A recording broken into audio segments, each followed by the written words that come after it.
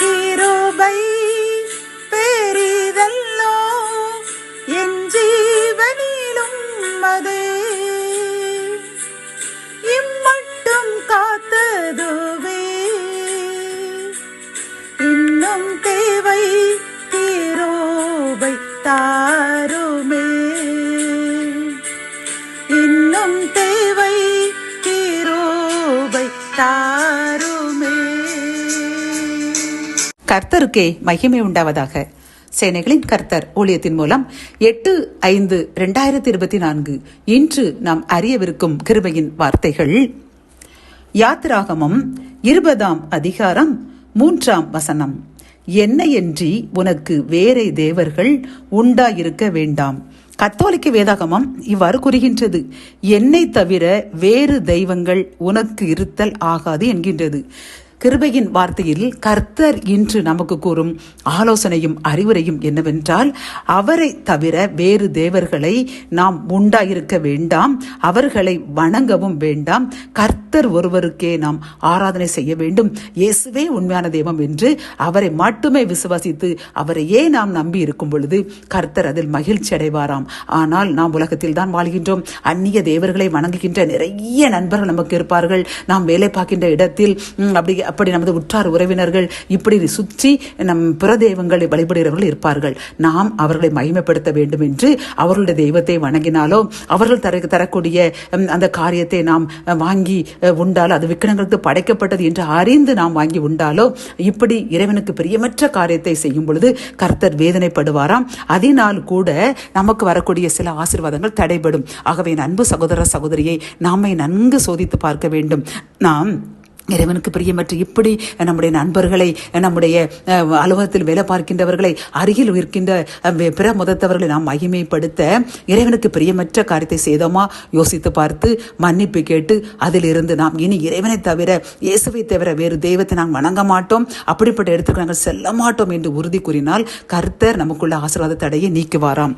இதில் நாம் 1 ராஜாக்களின் புஸ்தகம் 4ஆம் அதிகாரம் அதில் 29ஆம் அதிகாரம் 30ஆம் வசனத்தில் பார்த்தோம் என்றால், சகல கிழக்கு புத்திரரின் ஞானத்தை பார்க்கிலும் எகிப்தின் சகல ஞானத்தை பார்க்கிலும் கர்த்தர் சாலமோனை ஆசீர்வதித்தார், அவர் செல்வ சீமானாய் வாழ்ந்தார் என்று நாம் பார்க்கின்றோம். அப்படி இருந்த சாலமோனிடம் கர்த்தர் கூறினார், என்னை தவிர வேறு தெய்வங்களை நீங்கள் உங்களுக்கு வணங்க வேண்டாம் என்று ஏற்கனவே தாவீதிடம் கூறியிருந்தார்.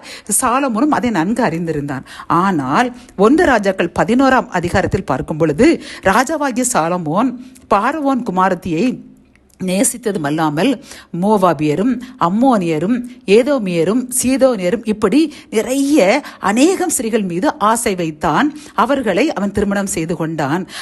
300 மறுமனையாட்டிகள் அவனுக்கு இருந்தார்கள். 700 மனையாட்டிகளும் அவருக்கு இருந்தார்கள். இப்படி இருக்கும் பொழுது அவர் தன் மனைவிகளை மகிழ்விப்பதற்காக அவர்களுடைய தெய்வத்திற்கு பலிபீடங்களை செய்து கொடுத்து அந்த தெய்வத்தை வழிபட்டான். இதை கண்டு கோபமுற்ற கர்த்தர் இருமுறை அவனுக்கு தரிசனமாகி 9ஆம் வசனத்தில் இருமுறை 2 விசை தரிசனமாகி அந்நிய தேவர்களை பின்பற்ற வேண்டாம் என்று கட்டளையிட்டிருந்தும் அவன் கர்த்தரை விட்டு தன் இருதயத்தை திருப்பி 10ஆம் வசனத்தில் அவர் கற்பித்ததை கை கொள்ளாமற் போனதினால் கர்த்தர் அவன் மேல் கோபமானார். ஆகவே கர்த்தர் அவனுக்கு கொடுத்த உடன்படிக்கையை மீறி அவர் கூறினார், நான் உன் ராஜ்யபாரத்தை எடுத்து பிடுங்கி அதை உன் ஊழியக்காரருக்கு கொடுப்பேன், உன் பிள்ளைகளுக்கு கொடுக்க மாட்டேன். ஆனாலும் நான் தாவீதிற்கு கொடுத்த வாக்குத்தத்தின்படி ஒரே ஒரு தேசத்தை மட்டும் உன் சந்ததிக்கு தருவேன் என்று வாக்கு கொடுத்தார். என் அன்பு சகோதர சகோதரிகளை பார்த்தீர்களா? சாலமோனுக்கு எவ்வளவு பெரிய ஞானம் கொடுத்தார், எவ்வளவு ஆசீர்வாதத்தை கொடுத்தார். உலகத்திலே அவரை போன்ற ஒரு செல்வ சீமான் இல்லவே இல்லை, இன்று வரை இல்லை.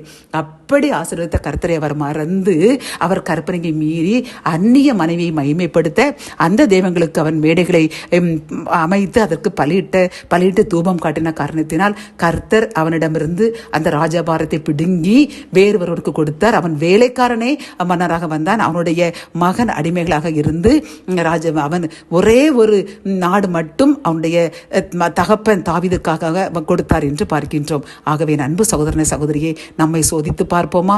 நீங்கள் நன்கு யோசித்து பாருங்கள். ஏதேனும் காரியத்தில் உங்கள் நண்பர்களை மகிழ்விக்க இறைவனுக்கு பிரியமற்ற காரியம் செய்திருக்கின்றீர்களா என்று. அப்படி என்றால் அறியாமல் செய்த அந்த பாவத்திற்காக இறைவனிடம் மன்னிப்பு கேளுங்கள். இனி அப்படிப்பட்ட இடத்திற்கு போக மாட்டேன், அப்படிப்பட்ட செயல்களை செய்ய மாட்டேன். நீரே உண்மையான தேவன், உமக்கு மட்டுமே ஆராதனை செய்வேன், உம்மை மட்டுமே நேசிப்பேன், உமது கற்பனைகளை மட்டுமே கீழ்ப்படிந்து நடப்பேன் என்று உறுதி எடுத்துக் கொள்ளுங்கள். கர்த்தர் இன்றோடு அந்த ஆசீர்வாத தடையை மாற்றி உங்களையும் உங்கள் சந்ததியும் அளவில்லாமல் ஆசீர்வதிப்பார். ஜெபம். என் அன்பு தகப்பனே, இந்த கிருபையின் வார்த்தைகள் மூலமாக அப்பா, உம்மையன்றி வேறு தேவர்களை நாங்கள் உண்டாக்கவும் வேண்டாம், அவர்களை வணங்கவும் வேண்டாம் என்று கூறுகின்றீர்களப்பா.